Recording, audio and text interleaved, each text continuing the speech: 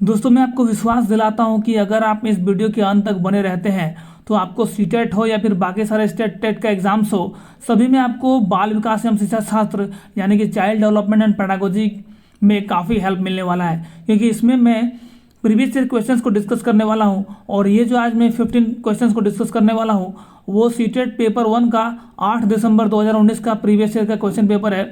तो इससे आपको काफ़ी हेल्प मिलेगा। तो चलिए इस सेशन को आगे बढ़ाते हैं।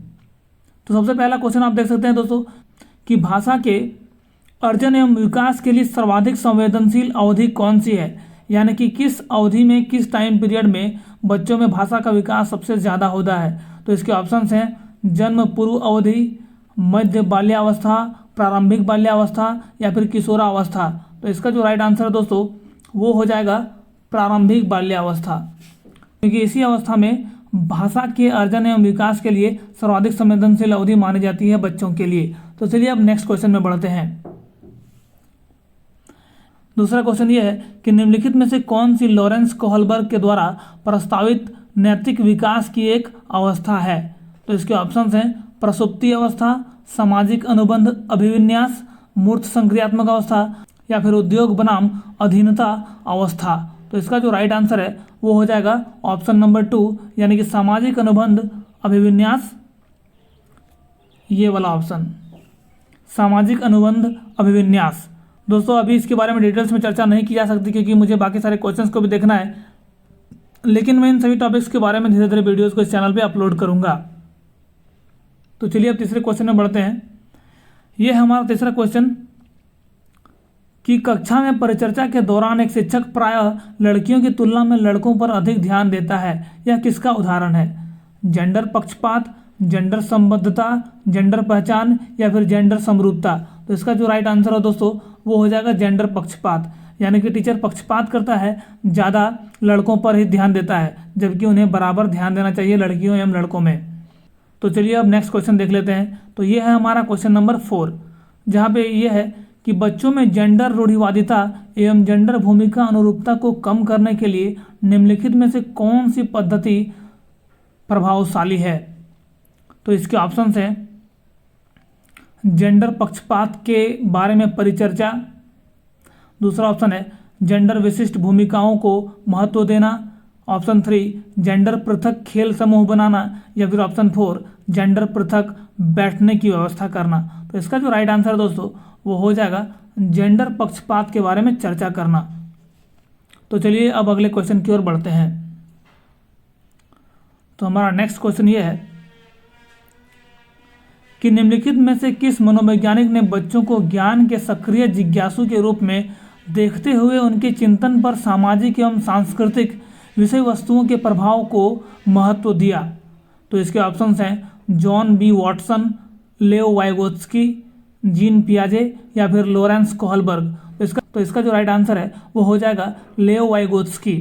तो इन सभी मनोवैज्ञानिकों के बारे में हम लोग डिटेल्स में पढ़ेंगे सेपरेट वीडियोस में। अभी दूसरे क्वेश्चन की ओर बढ़ते हैं। अब क्वेश्चन नंबर 6, जिगसॉ पहेली को करते समय 5 वर्ष की नजमा स्वयं से कहती है नीला टुकड़ा कहाँ है, नहीं यह वाला नहीं, गाढ़े रंग वाला, जिससे यह जूता पूरा बन जाएगा। इस प्रकार की वार्ता को वाइगोत्स्की किस तरह संबोधित करते हैं। तो इसके ऑप्शंस हैं जोर से बोलना, आत्मकेंद्रित वार्ता, व्यक्तिगत वार्ता या फिर पाड़ या फिर ढांचा। तो दोस्तों जैसा कि आप देख पा रहे हैं कि यहाँ पे बच्ची खुद अपने आप से बात कर रही है, इसलिए इस तरह की वार्ता व्यक्तिगत वार्ता होगी। इसे आप अपने कॉमन सेंस से भी आंसर दे सकते हो। सीटेट में ये सबसे खास बात यही है कि मैक्सिमम क्वेश्चंस आपके कॉमन सेंस से ही सॉल्व हो जाते हैं, इसलिए ज़्यादा इसमें घबराने की बात नहीं है। तो चलिए अब क्वेश्चन नंबर 7 की ओर बढ़ते हैं, जो कुछ इस प्रकार से है कि एक प्राथमिक विद्यालय की अध्यापिका बच्चों को एक प्रभावशाली समस्या समाधानकर्ता बनाने के लिए किस प्रकार से प्रोत्साहित कर सकती है। तो इसके ऑप्शंस हैं प्रत्येक छोटे कार्य के लिए भौतिक पुरस्कार देकर, केवल प्रक्रियात्मक ज्ञान पर बल या फिर महत्व देकर, गलत उत्तरों को अस्वीकार करके एवं दंडित करके, या फिर नेक्स्ट ऑप्शन है कि बच्चों को कि बच्चों को सहजानुभूत अनुमान लगाने के लिए प्रोत्साहित करके तथा उसी पर आधारित विचार मंथन करके। तो इसका जो राइट आंसर दोस्तों वो ऑप्शन 4 हो जाएगा। तो चलिए अब नेक्स्ट क्वेश्चन की ओर बढ़ते हैं।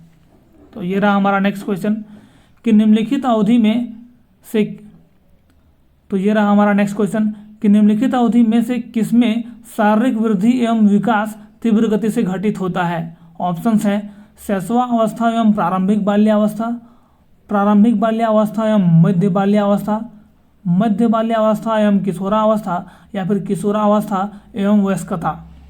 तो इसका जो राइट आंसर है दोस्तों वो हो जाएगा शैशवावस्था एवं प्रारंभिक बाल्यावस्था, जो कि ऑप्शन 1 में है।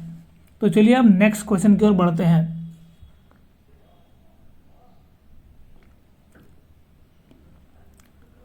तो ये रहा हमारा नेक्स्ट क्वेश्चन, निम्नलिखित में से कौन सा विकास का सिद्धांत नहीं है।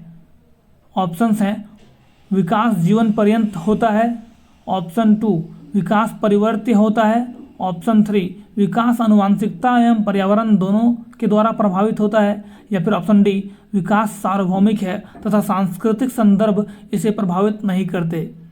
तो ये जो ऑप्शन 4 है दोस्तों ये रॉन्ग आंसर है, क्योंकि ये विकास का सिद्धांत नहीं है।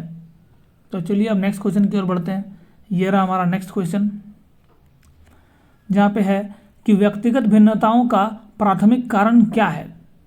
तो इसके ऑप्शंस हैं ऑप्शन 1 लोगों के द्वारा माता पिता के प्राप्त आनुवंशिक संकेत पद्धति यानी कि कोड, ऑप्शन 2 जन्मजात विशेषताएं, ऑप्शन 3 पर्यावरणीय प्रभाव, या फिर ऑप्शन 4 आनुवंशिकता एवं पर्यावरण के बीच जटिल पारस्परिक क्रिया। तो ये जो हमारा ऑप्शन है ऑप्शन 4 इसका राइट आंसर हो जाएगा।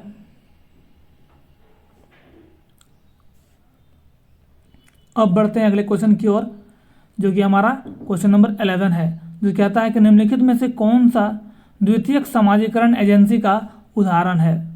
तो इसके ऑप्शंस हैं परिवार एवं पास पड़ोस, ऑप्शन 2 परिवार एवं मीडिया, ऑप्शन 3 विद्यालय एवं मीडिया, ऑप्शन 4 मीडिया एवं पास पड़ोस। तो इसका जो राइट आंसर है दोस्तों वो हो जाएगा ऑप्शन 3 विद्यालय एवं मीडिया। अब बढ़ते हैं अगले प्रश्न की तरफ कि बच्चों को संकेत देना तथा आवश्यकता पड़ने पर सहयोग प्रदान करना निम्नलिखित में से किसका उदाहरण है। तो इसके ऑप्शंस हैं प्रबलन, अनुबंधन, पाड़, मॉडलिंग। तो इसका जो राइट आंसर है वो हो जाएगा पाड़, यानी कि ढांचा, थोड़ा सा सपोर्ट प्रदान करना बच्चों को। अब बढ़ते हैं अगले प्रश्न की तरफ कि निम्नलिखित व्यवहारों में से कौन सा जीन पियाजे के द्वारा प्रस्तावित मूर्त संक्रियात्मक अवस्था को विशेषित करता है। इसके ऑप्शंस हैं परिकल्पित निगमनात्मक तर्क, साध्यात्मक विचार, ऑप्शन 2 संरक्षण कक्षा समावेशन, ऑप्शन 3 आस्थगित अनुकरण पदार्थ स्थायित्व, या फिर ऑप्शन 4 प्रतीकात्मक खेल विचारों की अनुक्रमणीयता। तो इसका जो राइट आंसर हो जाएगा वो है प्रतीकात्मक खेल विचारों की अनुक्रमणीयता, यानी कि ऑप्शन नंबर 4। तो चलिए अब बढ़ते हैं नेक्स्ट प्रश्न की तरफ, जो है कि बच्चों के संज्ञानात्मक विकास के संदर्भ में निम्नलिखित में से कौन सी पियाजे की संरचना है। तो चलिए इसके ऑप्शंस को देख लेते हैं। इसका ऑप्शंस है स्कीमा, अवलोकन अधिगम, अनुबंधन, या फिर प्रबलन। तो इसका जो राइट आंसर है दोस्तों वो हो जाएगा स्कीमा, यानी कि ऑप्शन 1। अब इस वीडियो के लास्ट क्वेश्चन की ओर बढ़ते हैं, जो इस तरह से है कि आकलन का प्राथमिक उद्देश्य क्या होना चाहिए। तो इसके ऑप्शंस हैं ऑप्शन 1 विद्यार्थियों के लिए श्रेणी निश्चित करना, ऑप्शन 2 संबंधित अवधारणाओं के बारे में बच्चों की अस्पष्टता तथा भ्रांतियों को समझना, ऑप्शन 3 विद्यार्थियों के प्राप्तांकों के आधार पर उनको नामांकित करना, या फिर ऑप्शन 4 रिपोर्ट कार्ड में उत्तीर्ण या अनुत्तीर्ण अंकित करना। तो इसका जो राइट आंसर है दोस्तों वो हो जाएगा संबंधित अवधारणाओं के बारे में बच्चों की अस्पष्टता तथा भ्रांतियों को समझना। तो दोस्तों आई होप ये जो सेशन है आपको पसंद आया होगा और आपको पेडागोजी में काफ़ी हेल्प मिला होगा। मैं आगे आने वाले सेशंस में भी इसी तरह के प्रीवियस ईयर के क्वेश्चंस को डिस्कस करने वाला हूं आपके साथ। तो अगर आप हमारे चैनल के साथ बने रहते हैं तो सीटेट या फिर अन्य किसी भी कंटेंट में भी आपको बहुत ज़्यादा हेल्प मिलने वाला है सीटेट में, क्योंकि मैं आपको बता दूं दोस्तों कि मैंने ऑलरेडी 2 बार सीटेट को काफ़ी अच्छे मार्क्स के साथ क्रैक किया हुआ है, इसलिए मुझे अनुभव है कि सीटेट को किस तरह से पढ़ना है ताकि आप एक अच्छा मार्क्स ला सकें। तो बने रहिएगा हमारे चैनल के साथ। तब तक के लिए take care, bye bye. Thank you so much इस वीडियो को देखने के लिए। मिलते हैं अगले वीडियो में, तब तक के लिए टेक केयर, बाय बाय।